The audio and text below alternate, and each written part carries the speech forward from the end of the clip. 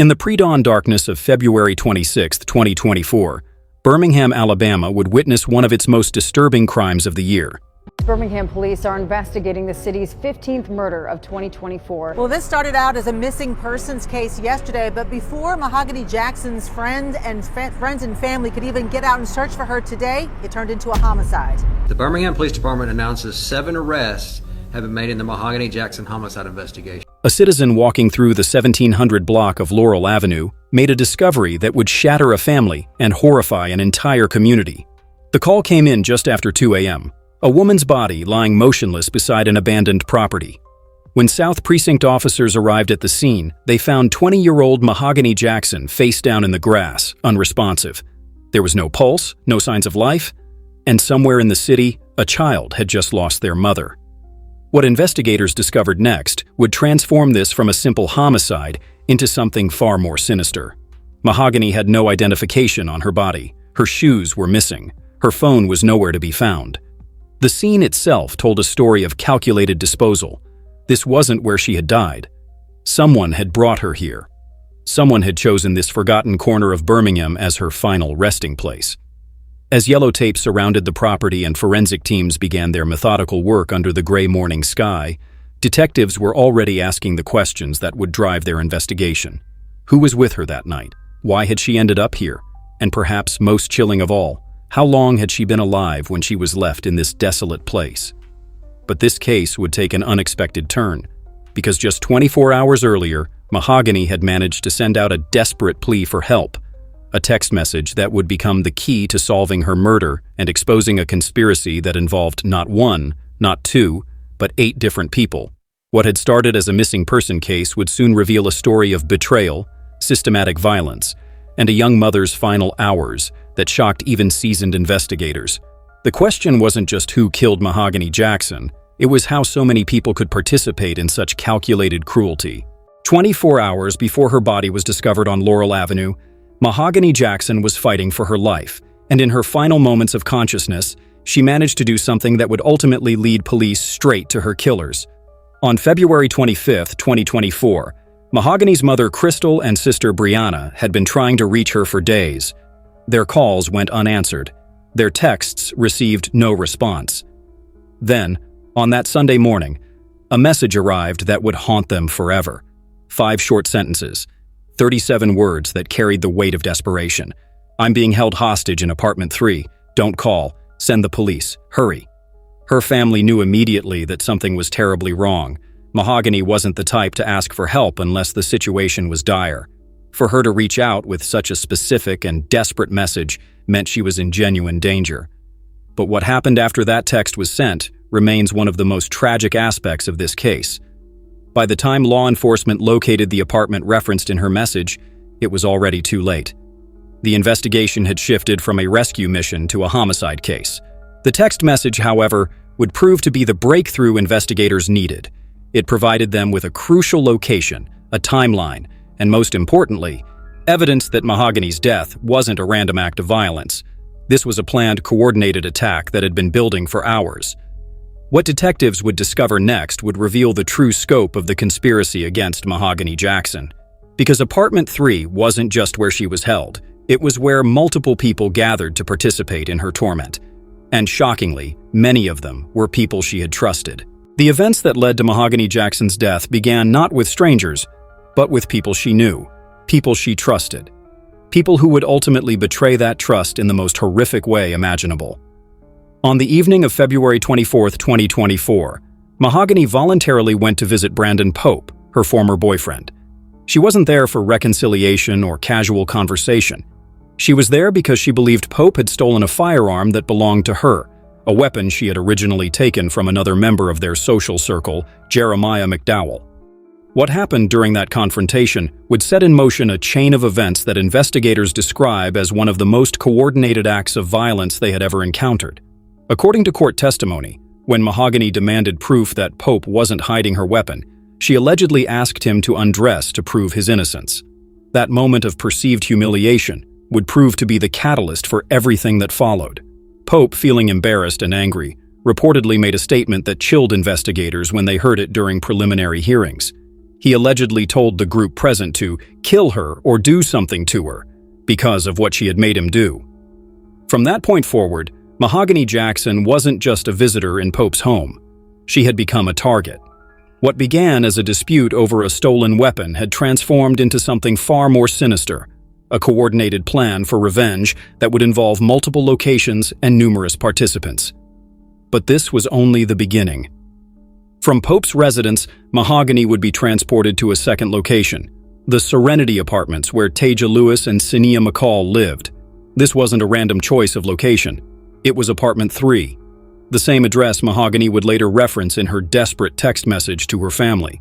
Inside apartment 3 at the Serenity Apartments, Mahogany Jackson endured what investigators would later describe as hours of systematic torture and humiliation.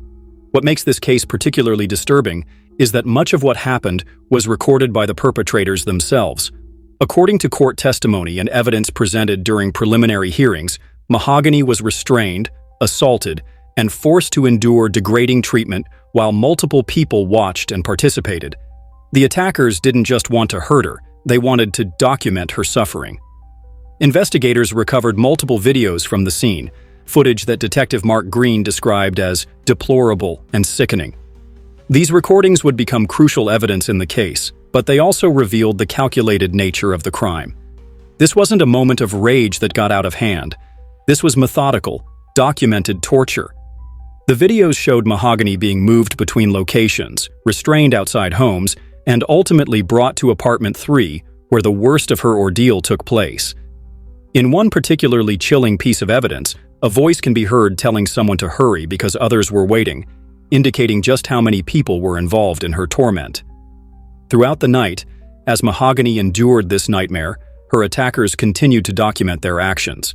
They filmed her suffering as if creating a trophy of their cruelty. Even in her darkest moment, she was fighting for her life and trying to save herself. As the night wore on, it became clear that this wasn't going to end with Mahogany being released.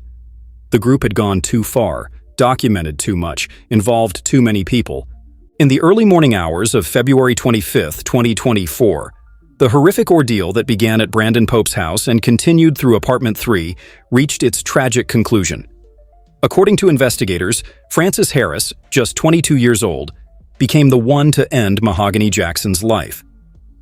The final act of this conspiracy took place away from the apartment where she had been held and tortured. Mahogany was transported to a remote area of southwest Birmingham, approximately 2.5 miles from apartment 3. This wasn't a spontaneous decision. It was a calculated choice to dispose of evidence. Court documents reveal that Mahogany was shot execution-style in the back of the head. The clinical nature of her death, combined with the remote location chosen for disposal, demonstrates the premeditated nature of this crime. This wasn't a killing committed in the heat of passion. It was a cold, calculated execution.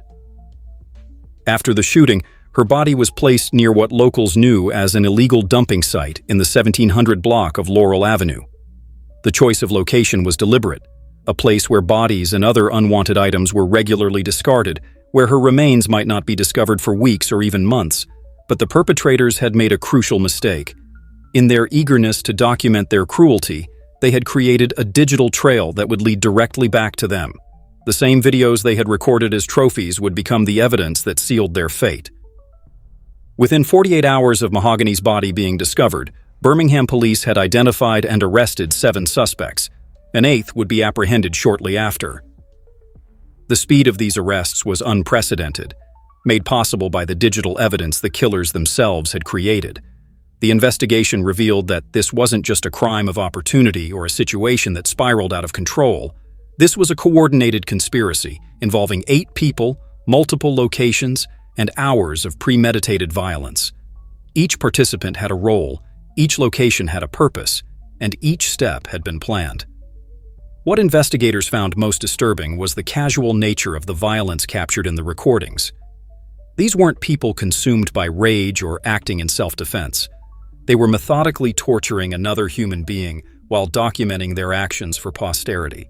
The scope of the conspiracy against Mahogany Jackson became clear as Birmingham police arrested 8 suspects in connection with her kidnapping, torture, and murder. The group wasn't composed of hardened criminals or strangers. Many were young people in their early 20s, and several were people Mahogany had considered friends. Brandon Pope, Mahogany's former boyfriend, faced charges for allegedly initiating the conspiracy with his inflammatory statement about harming Mahogany after feeling humiliated during their confrontation. His words had set the entire deadly sequence in motion. Taja Lewis, 25, and Sania McCall, 23, lived at the Serenity Apartments where Apartment 3 was located, the same apartment referenced in Mahogany's desperate text message.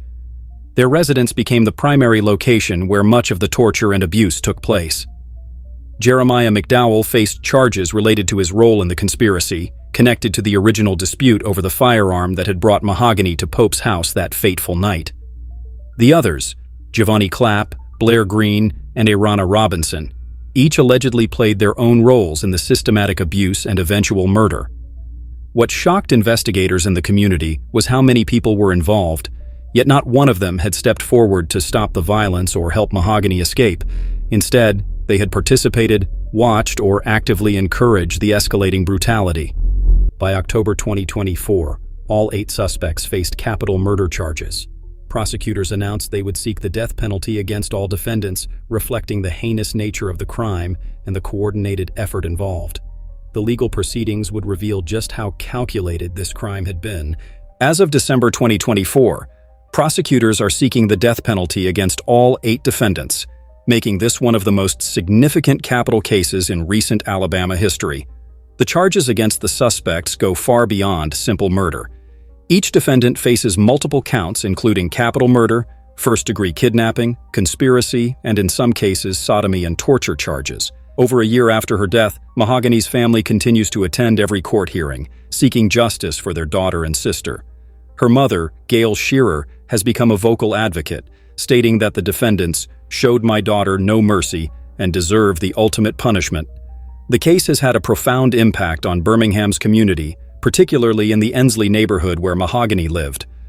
Vigils and memorial services have been held, with community members rallying around the hashtag Justice for Mahogany on social media platforms. The legal proceedings are expected to continue for months, possibly years, as defense attorneys work to save their clients from the death penalty. Some have argued that their clients were less involved or were manipulated by others, but the prosecution maintains that each participant bears responsibility for Mahogany's death. The case has also sparked broader conversations about violence against young women, the role of social media in criminal activity, and how communities can better protect vulnerable individuals from predatory behavior. For Mahogany's family, no legal outcome can bring her back or erase the trauma of losing her in such a horrific way. But they remain committed to seeing justice served, attending every hearing and keeping her memory alive.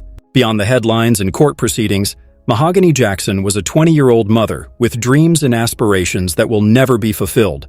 She was studying to become a nurse, hoping to work with children and make a difference in their lives.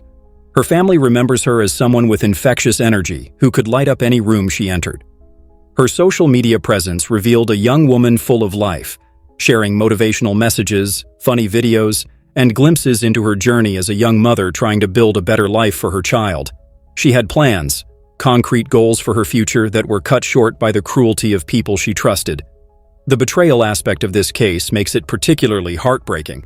These weren't strangers who targeted Mahogany randomly. These were people from her social circle, individuals she had interacted with, trusted, and considered friends. The violation of that trust adds another layer of tragedy to her story. In the year since her death, Mahogany's story has become more than just a criminal case. It has become a catalyst for conversations about protecting young women, recognizing warning signs of dangerous situations, and the importance of community support systems. Her family has worked to ensure that her legacy extends beyond the circumstances of her death. They want people to remember her dreams, her love for her child, and her determination to create a better life for herself and her family. The case has also highlighted the crucial importance of that final text message Mahogany sent to her family. Even in her darkest hour, facing unimaginable terror, she found a way to fight back by providing information that would eventually lead to justice. Her courage in those final moments helped ensure that her killers would be held accountable. Her death, while tragic, has potentially prevented others from falling victim to similar circumstances. As the legal proceedings continue and her family seeks closure, Mahogany Jackson's name lives on as more than just a victim. She represents the importance of fighting for justice, the power of community support, and the enduring love of a family that refuses to let her memory fade. The 8 people who took her life may have documented their cruelty, but they also inadvertently documented the strength and courage of a young woman who never stopped fighting, even in her final hours.